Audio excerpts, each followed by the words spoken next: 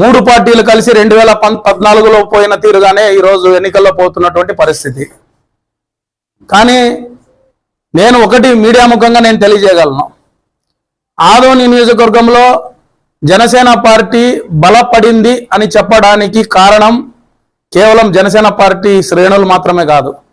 ఈరోజు వార్డున గ్రామ స్థాయిలో కూడా రాజకీయాలకు అతీతంగా ఆదోని నియోజకవర్గంలో ఈ యొక్క పొత్తులో జనసేన పార్టీకి టికెట్ వస్తే ఖచ్చితంగా మా జీవితాలు బాగుపడుతున్నాయని చెప్పి రాజకీయాలకు అతీతంగా కోరుకుంటున్నటువంటి శ్రేణులు ఎంతో మంది ఉన్నారు. అదే ధైర్యంతోనే మేము ముందుకు వెళ్ళాం.